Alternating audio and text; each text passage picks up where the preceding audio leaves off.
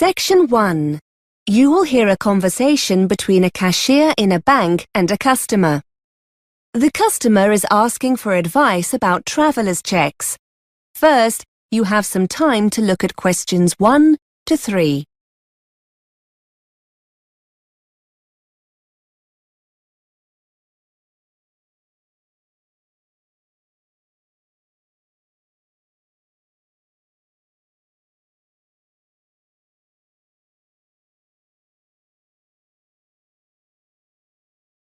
Now we shall begin. You should answer the questions as you listen, because you will not hear the recording a second time. Listen carefully and answer questions 1 to 3. Good morning. How can I help you? Yes, hello. I'm going away on holiday next month and I was wondering if you could give me some advice about traveller's checks. Yes, of course. Where are you off to? Anywhere nice? To France, to Paris for a week. Oh, lovely. So how many checks would you like to order? Well, before I do, are they the best option, traveller's checks? Well, they're certainly safer than taking cash. If they get lost or stolen, they can be replaced, usually within 24 hours.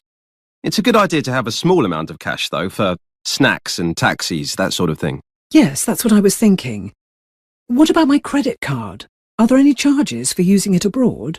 No, it's debit cards that get charged for ATM withdrawals, not credit cards.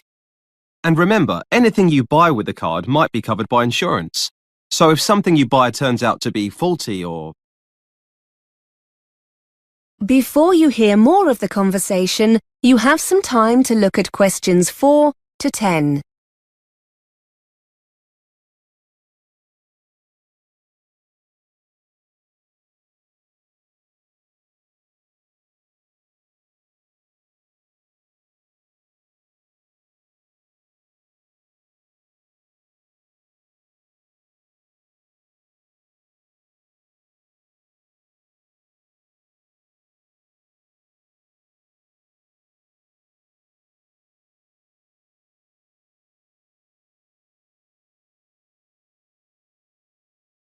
Now listen and answer questions 4 to 10.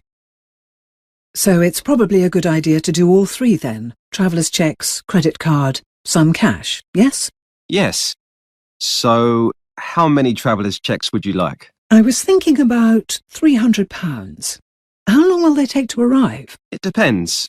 If you order before 2:30 between Monday and Thursday, you'll have them the next day by 10 a.m. in the branch. Or if we post them to you, you'll have them by 5 p.m. Oh, but I was hoping I could order them today. That's okay. Orders taken at any time on Saturday will be here in the branch at 10 a.m. on Tuesday, or delivered to your home by Tuesday at 1:30. OK, that's all right. I don't mind waiting until then. Can I order them now? Yes. Have you got an account with us? Yes. Here's my credit card. Thanks. Let's just log in and I can place an order for you. Could you confirm your date of birth? 15th of the 3rd, 1975. What's the commission on the checks, by the way? It's 1.5%. That's pretty standard, I think you'll find. And what happens if I don't spend them all? Will I be able to bring them back? Yes, no problem. We buy them back and there are no additional charges or conditions of return. So, would you like me to go ahead and place an order? Yes, please. Would you be coming in to collect them? I don't think I'll have the chance to come into the branch on Tuesday. Could you send them to my house? No problem. Can I just check your address? 54 Tavistock Road? Yes, that's right. Postcode CB1 3LR? That's it, yes. OK. So that's £300 worth of traveller's checks. Yes, please. Now, what about euros? Would you like to order any? No, thank you. I still have some at home from the last holiday. I forgot to change them at the airport when we got back. I was going to give them to our daughter, but I'll treat myself for a change, I think. Good idea. So, £300 in traveller's checks.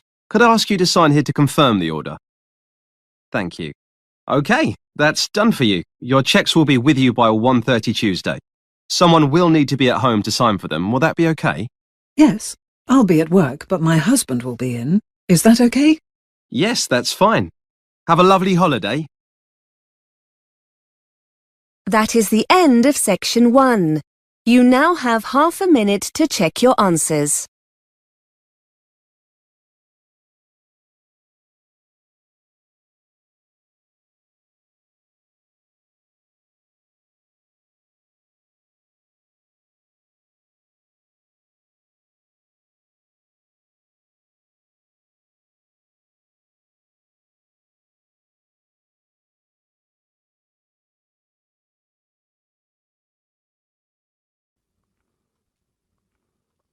Now turn to Section 2.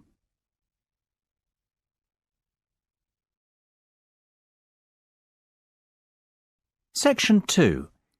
You will hear a tour guide talking to her tour group. First, you will have time to look at questions 11 to 15.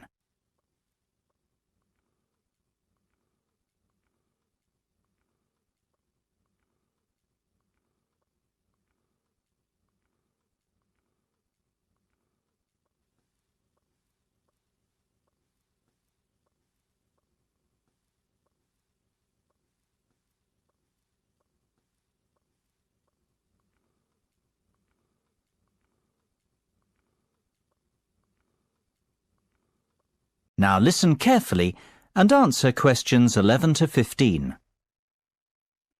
Well, we certainly have a busy day ahead of us, so let's get started, shall we?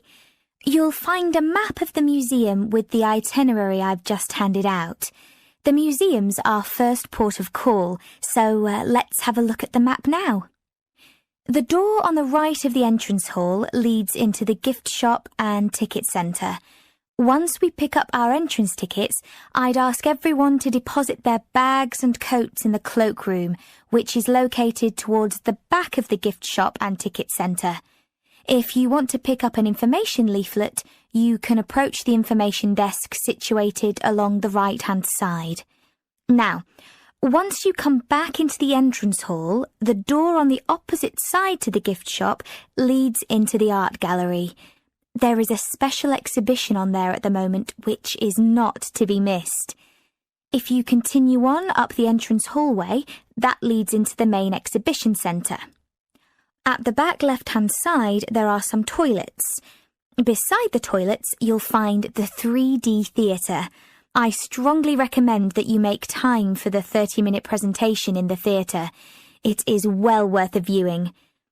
Running along the right-hand side of the main exhibition centre is the Modern Art Studio. Here, not only can you view some of the most famous works of the 20th century, but you can also sit in on a workshop run by a local artist. So, that's the Art Museum. Before you hear the rest of the discussion, you have some time to look at questions 16 to 20.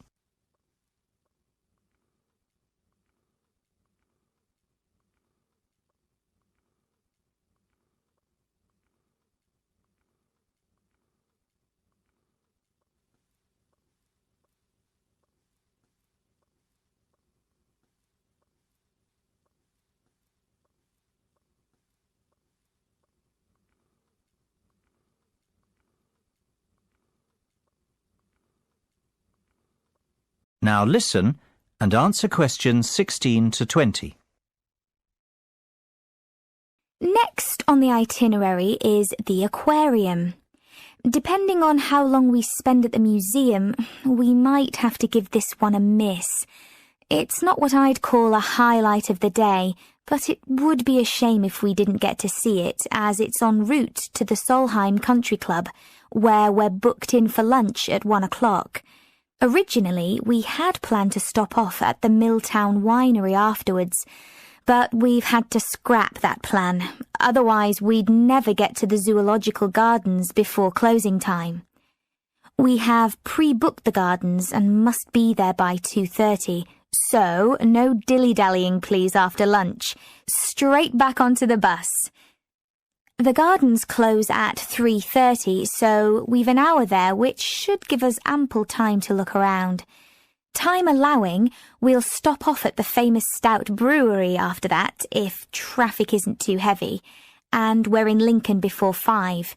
If not, we'll head straight for the National Concert Hall, where you're in for a real treat of an evening, with a performance from the world-renowned cellist, Andrei Borovsky. We have to be in our seats by 6:30 sharp. After that, it's back to the hotel for the night, where a buffet meal will be waiting for us at 8:30, or whenever we get back. That is the end of Section 2. You now have half a minute to check your answers.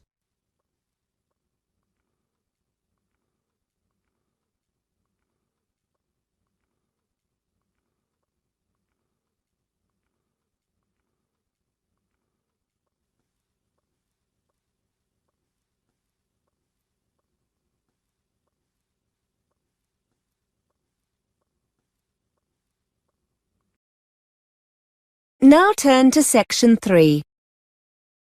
Section 3. You will hear a tutor answering students' questions about using the college intranet. First, you have some time to look at questions 21 to 25.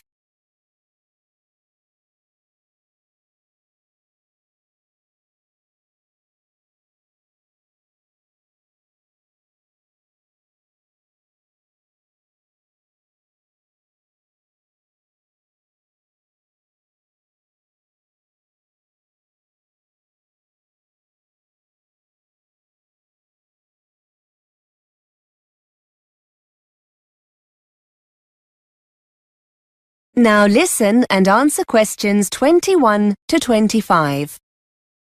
Hi everyone. I know you have lots of questions about the college intranet. My inbox is full of messages. I thought it would be quicker and more useful to come in and talk to you rather than respond to all the messages. I'm happy to answer, or try and answer, any questions you have about how to use it when we'll be making things available online. I'm the ICT champion for the department, so hopefully I'll be able to help. Yes, Mark, fire away. Can you tell us when the assignments are going to be put online? If you're talking about your second assignment, that should be on already. I uploaded it last Monday. Wait a minute, let me check the schedule. Here we are. No, tell a lie. It was the following day, the 14th. Tuesday, the 14th of October. Have you logged into the intranet yet? No. If the assignment's there, I'll download it after we've finished. Are you putting all the assignments up? Yes, I've been waiting for your subject tutors to email them to me. As soon as I have them all, I'll put them online. There's a deadline of the 24th of November. All course assignments need to be online by then. That's college policy for all staff, so they'll be there then for sure. Will there be anything else? Timetables, trip information, that kind of thing? Only there wasn't much online for our course last term. I know, but we're making more of an effort this time. We'll be releasing your marks for the first assignment soon. That'll be the 17th of November. You'll find them in your My Grades area. Again, the timetables are already there, Mark. You need to log in. I made these available at the beginning of term in September. According to the schedule here, the booking forms, for those who want to go on the Belgium trip, will be available next week on the 29th of October. So don't forget to check then. You need to get these back to us quickly if you want to go. The trip's coming up soon, isn't it? Let's see.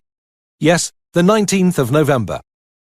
Now remember, there are lots of learning materials on the intranet as well. Quizzes, web links.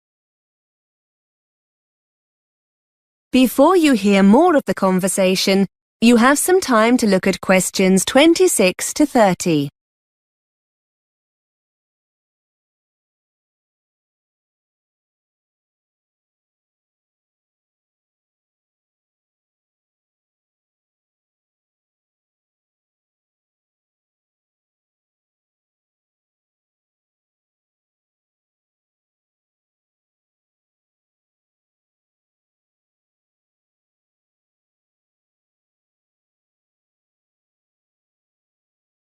Now listen and answer questions 26 to 30.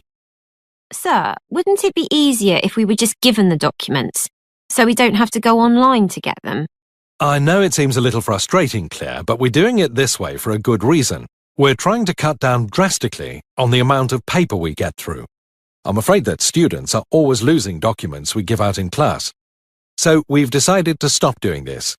You have a limited printing allowance, which means you'll probably be more careful with any documents you have to print off. Besides, it means you'll always know where the information is when you need it. If you're at home and you forget an important date or need a document urgently, you can always log into the intranet and get it. You said something about quizzes, sir. Yes, we've had permission from the exam board to put some of their past papers online in an interactive form. That means you'll be able to get answers immediately with some feedback. They'll make a nice change from using the paper copies. Most of them are already online, and I'll be putting the rest on over the next couple of weeks. As I said, they're authentic past papers, so you'll get a really clear idea of your progress. Just to let you know, the technology tracks your scores, so your tutors will be able to tell who's having problems and what areas of the syllabus you might need help with. So it's definitely worth spending some time doing them. That is the end of section 3. You now have half a minute to check your answers.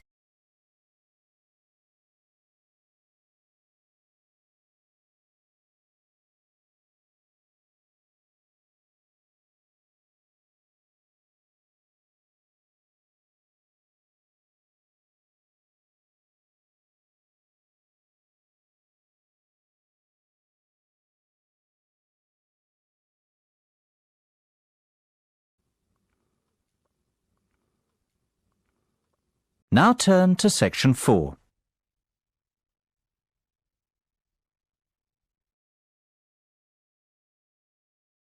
Section 4. You will hear part of a lecture about public speaking. First, you have some time to look at questions 31 to 40.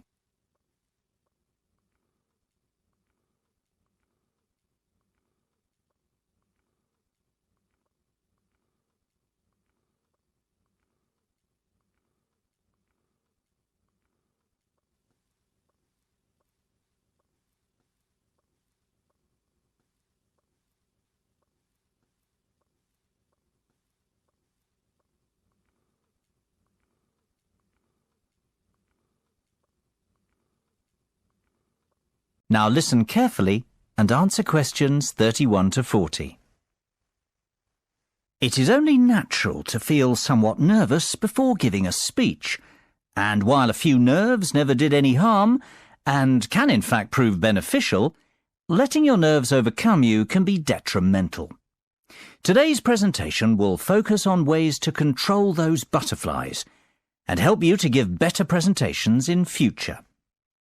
First and foremost, you've got to know your material. I can't stress that enough. If you fail to prepare, you might as well prepare to fail. Even the most experienced speakers never turn up unprepared and never try to wing it. Personalize your subject and use humour, anecdotes, and conversational language. This will make it easier for you to remember what you want to say. Secondly, practice, practice, practice. Rehearse well in advance, and preferably out loud, and with all the equipment you plan on using. Practice your timing, when to pause and when to breathe, and prepare for the unexpected. Something always goes wrong, especially when you're relying on technology, so always have a backup plan. Get to know your audience before you have to stand up in front of them. Meet and greet them on the way in, perhaps. It is much easier to talk to a group of friends than a group of strangers. And, just as importantly, know your room as well. Arrive early, pace the speaking area, and practice using the microphone and visual aids. The hardest part is trying to relax. Never rush straight into your speech. Begin slowly and address the audience first. In fact, even before you start, take a few deep breaths. You know, 1 1,000, 2 1,000, 3 1,000. This will turn your nervous energy into enthusiasm. Visualization can be a great confidence booster. Visualize yourself making the speech in the way that you intend. Imagine your voice loud and confident, and picture the audience clapping and rooting for you. Remember, people want you to succeed. The audience wants to hear an interesting and insightful speech. They aren't hoping you make a fool of yourself. Whatever you do, avoid making unnecessary apologies. If you make a mistake or two, forget about it. Few will notice, and it will all be forgotten before too long. People often forget the importance of body language. Don't underestimate this. Your words carry far less meaning than your delivery. Success is defined by your intonation and confidence. If you come across as a confident person, people will listen to you. You will command their attention. Stand tall and proud and deliver with conviction. Humans are very bad listeners. We remember less than 25% of what is said and place far more emphasis on how it is said. Last of all, be realistic and give yourself a chance. No one becomes the perfect speaker overnight. It takes time to hone your presentation skills. That is the end of section 4.